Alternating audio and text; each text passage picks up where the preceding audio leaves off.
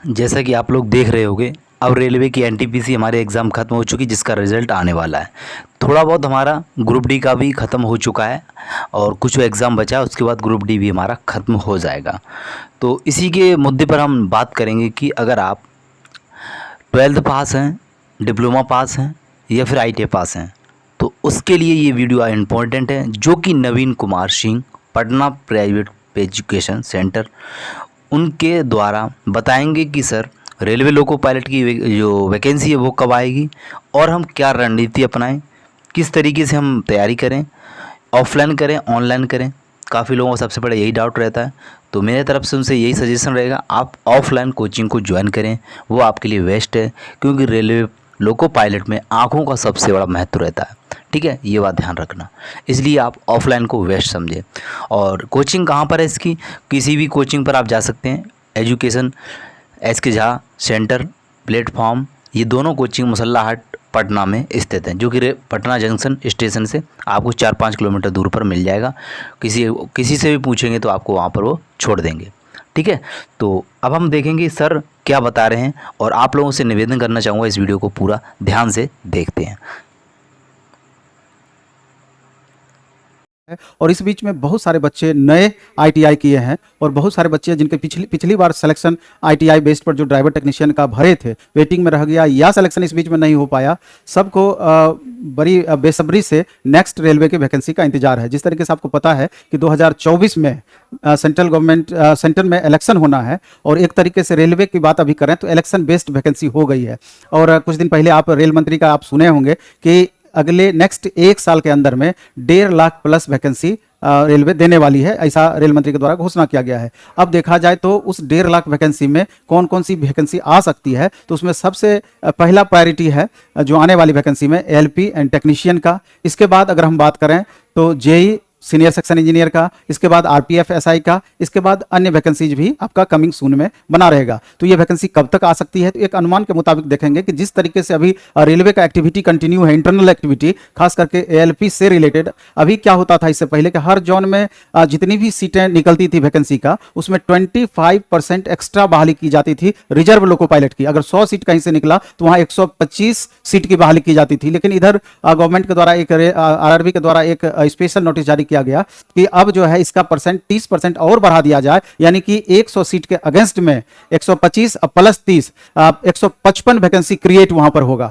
और हाल के ही दिनों में हर जगह इसका नोटिस दिया गया है। तो ये जो इंटरनल एक्टिविटी है, ये इस बात को दर्शाता है कि अब बहुत ज्यादा समय नहीं है न्यू वैकेंसी में। आपका उम्मीद है कि आपका फर्स्ट क्वार्टर में 2023 में निश्चित रूप से वैकेंसी देखने को मिल सकती है।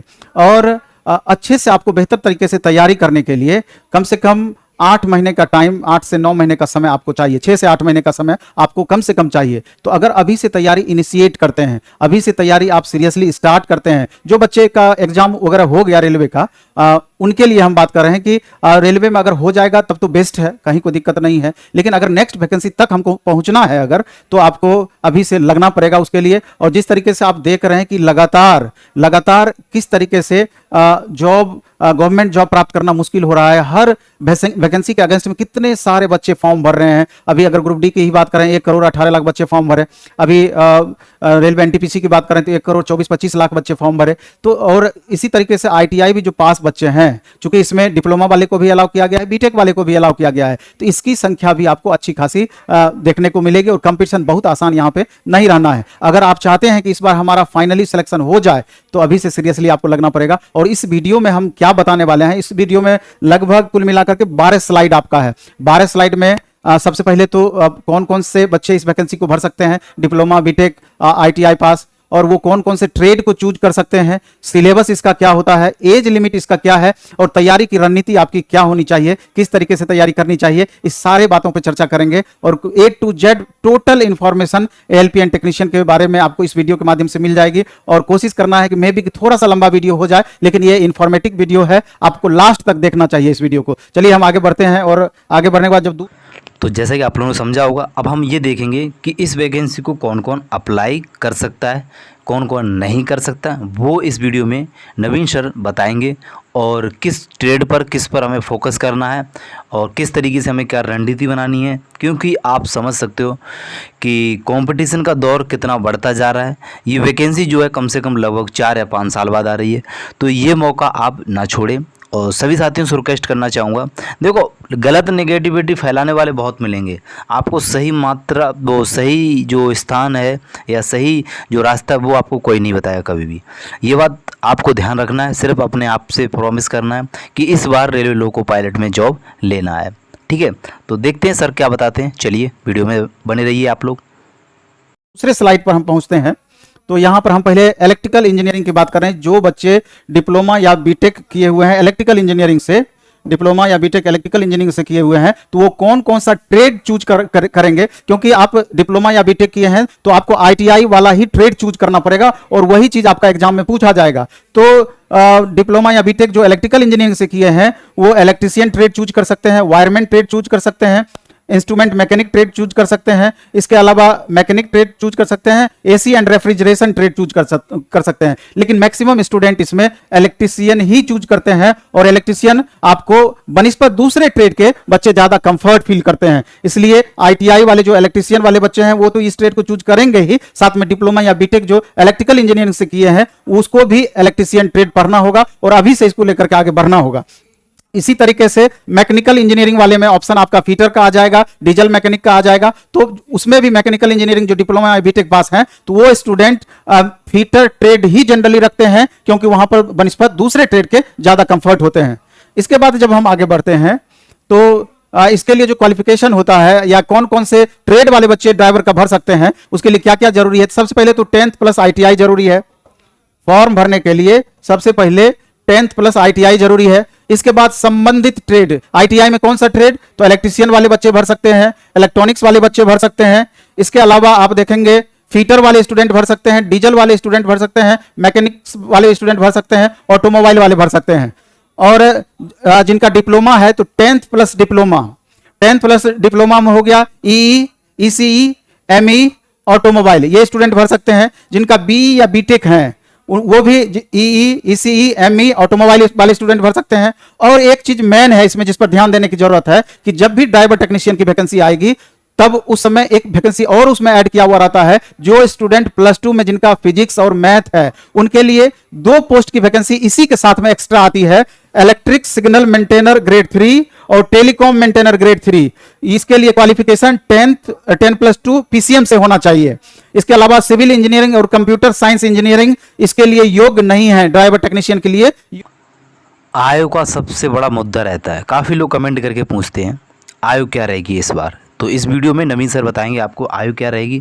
तो जो मिनिमम आयु होती है वो 18 साल होती है, अलग अलग कैटेगरी में अलग अलग होती है, वो नवीन सर बताएंगे आपको। 18 साल तो होनी चाहिए आपको, ऐसा नहीं 16-17 साल है फॉर्म डाल देंगे, नहीं ऐसा नहीं होगा।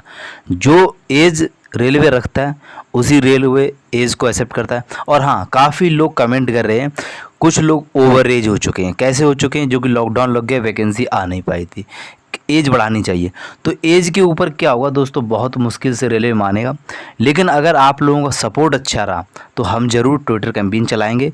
हम नवीन सर एसके झा ज़रूर आप लोगों के लिए इस छोटा सा मुद्दा या मुहिम ज़रूर उठाएंगे कि आप लोगों का न्याय मिलना चाहिए रेलवे की आयु की छूट के लिए।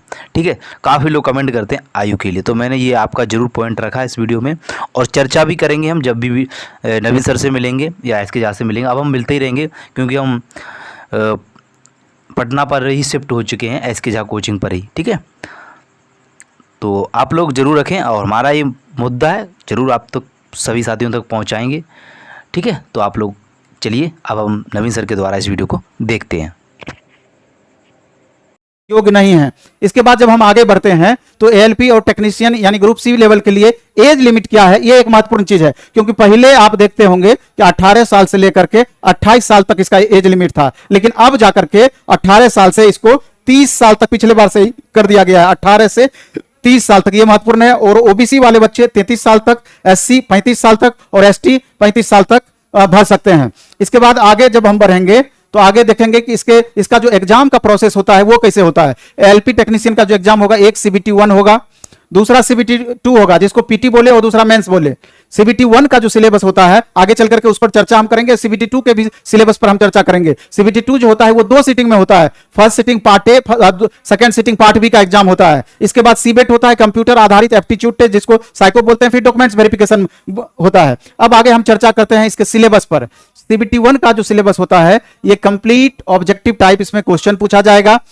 इसमें सब्जेक्ट जो होगा मैथ 20 मार्क्स का, जनरल इंटेलिजेंस 25 मार्क्स का, जनरल साइंस 20 मार्क्स का और general awareness and current affairs 10 marks का, यानी कि कुल अंक 75, यानी 75 क्वेश्चन 60 मिनट में आपको बनाना होता है। यानी कि ये देखेंगे कि कंप्लीट नॉन टेक्स्ट सेक्शन ये होता है। अगर आप ड्राइवर की तैयारी करते रहे हैं, अगर आप अभी ग्रुप डी का एग्जाम का तैयारी किए होंगे, एनटीपीसी का एग्जाम की तैयारी किए होंगे, तो हमको लगता है कि बहुत ज्यादा इस सेक्शन में आपको मेहनत करने की जरूरत नहीं पड़ेगी। लेकिन जो नए स्टूडेंट हैं जब तक इस सेक्शन को अच्छे से नहीं पढ़ेंगे तो पीटी ही आप पास नहीं करिएगा, CBT 1 ही पास नहीं कीजिएगा। और इसमें आप देख रहे हैं कि और भी चीज इसमें पॉइंट दिया हुआ है कि इसमें इसे सिर्फ पास करना जरूरी है, 1/3 नेगेटिव मार्किंग होता है, कुल वैकेंसी का 15 गुना अधिक उम्मीदवारों को लिया जाता है पीटी में मेंस के लिए, और इसका जो न्यूनतम उत्तीर्णता होता है, इसका मिनिमम कट ऑफ एक जो तय किया गया है, यूआर को 40% लाना मार्क्स जरूरी है, ओबीसी को 30% मार्क्स लाना जरूरी है, एससी को 30% मार्क्स लाना जरूरी है और एसटी कैंडिडेट को 25% मार्क्स लाना जरूरी है। और जो क्वेश्चन का लेवल होता है, क्वेश्चन जो पूछा जाता है बाइलिंगुअल होता है। चलिए अब तो लैंग्वेज का ऑप्शन दे दिया गया है। इसके बाद हम आगे जब बढ़ेंगे तो आगे जो इसका पार्ट ए का सिलेबस होता है मेंस का, पर जब पीटी आप पास कर जाएंगे तो CBT 2 जो आप देने के लिए जाएंगे तो CBT 2 में जो पूछा जाएगा part A part B 2 sitting में होगा। फर्स्ट सीटिंग में पार्ट ए का होगा, पार्ट ए में मैथ जो पूछा जाएगा वो 25 मार्क्स का होगा, 25 question, general intelligent 25 question 25 marks का होगा, basic science and engineering drawing ये बड़ी महत्वपूर्ण है। हालांकि पिछले बार इंजीनियरिंग ड्राइंग से मात्र 3 क्वेश्चन पूछा था, लेकिन इस बार में भी कि आपको अधिक क्वेश्चन पूछ सकता है, जब सिलेबस दिया हुआ है निश्चित रूप से पूछ सकता है। यानी कि basic science and engineering drawing का वेटेज 40 क्वेश्चन का है, यानी कि 25 और 15 मान सकते हैं, 25 साइंस और 15 इंजीनियरिंग ड्राइंग का, और करंट अफेयर्स 10 क्वेश्चन का है। टोटल इसमें 100 क्वेश्चन और 1.5 घंटे का समय यानी 90 मिनट का समय होता है। और ये जो सेकेंड सिटिंग इसका जो होता है ये ITI का ट्रेड थ्योरी से रिलेटेड होता है कि जो भी संबंधित ट्रेड है, जो भी सब्जेक्ट आपका है उससे रिलेटेड ट्रेड, उसमें प्रश्नों की संख्या 75 होगी और समय 1 घंटा का वहां पे होता है, और उसके लिए 35% अंक लाना आपको जरूरी होता है।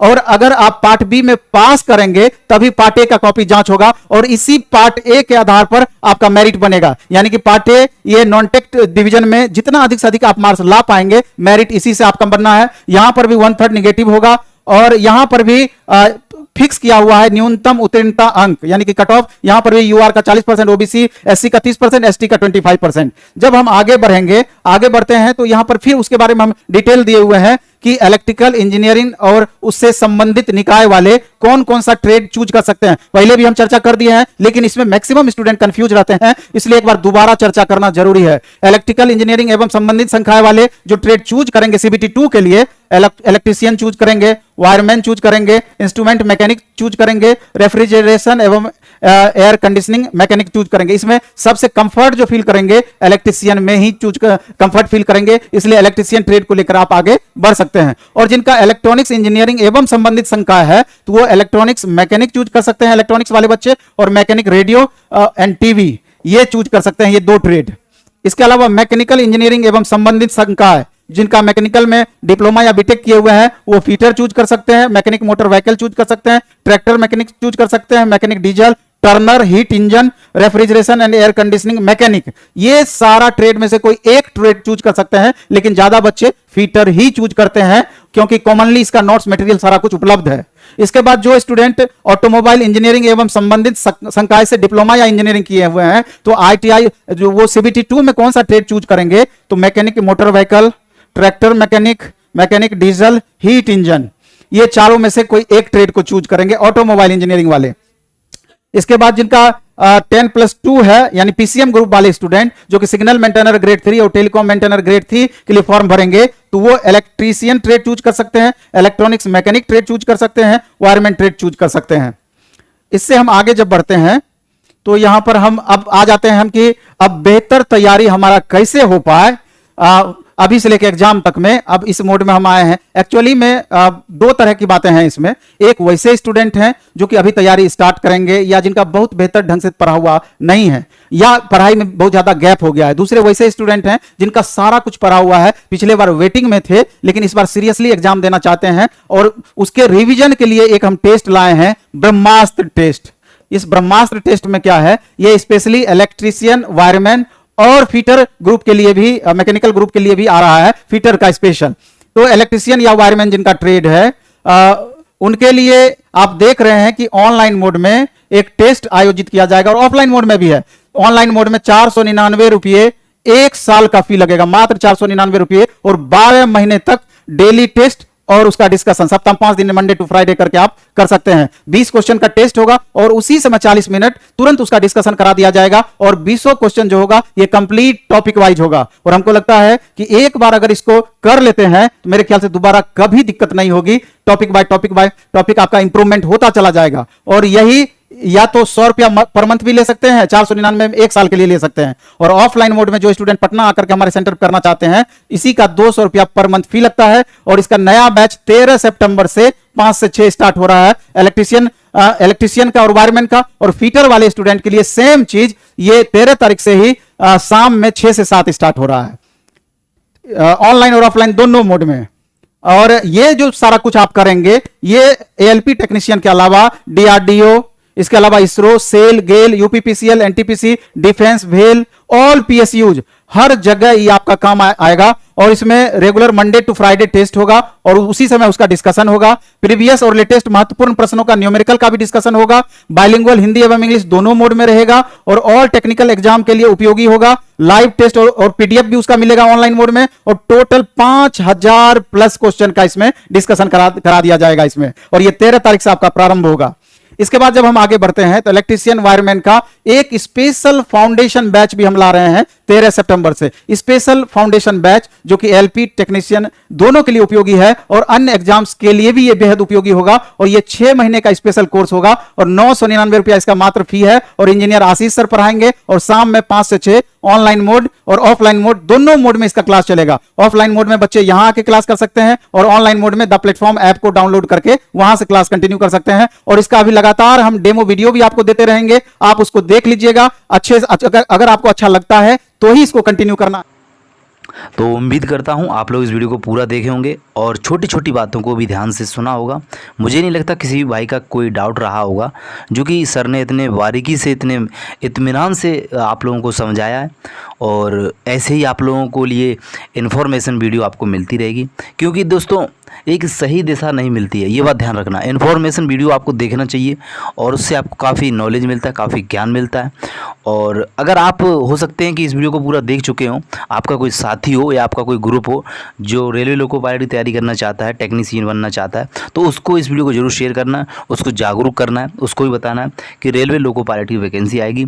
तो आप लोग जाग जाइए और अपनी तैयारी में लग जाइए, अभी से स्टार्ट करिए। जनवरी या फरवरी में आपको वैकेंसी देखने को मिलेगी, ये बात सत्य है और ये प्रमाणित है कि रेलवे लोको पायलट का जो डाटा है वो ले लिया गया कि वैकेंसी कितनी खाली है, कितनी पोस्टें आई हैं। इसके ऊपर काफ़ी लोगों ने वीडियो बनाई हैं। तो इसलिए आप लोग अपने खुद समझदार हैं और आप लोग जल्दी से जल्दी कहीं ना कहीं आपका जो, ये नहीं कि मतलब मैं कोई कष्ट कह रहा हूँ, आप लोग जहाँ लगे वहाँ आप लोग ज्वाइन करें और अपनी तैयारी को बेस्ट तरीके में ले जाएं। सिर्फ और सिर्फ आप लोग थ्योरी को ज़्यादा फोकस करें, जो आईटीआई की जो हमारी थ्योरी होती है जिस क्लास की, उसकर आप ज़्यादा कमेंट बनाएं, ठीक है। आपका कोई डाउट हो तो आप लोग कमेंट करके पूछ सकते हैं। Thank you for watching. जय हिंद, जय भारत।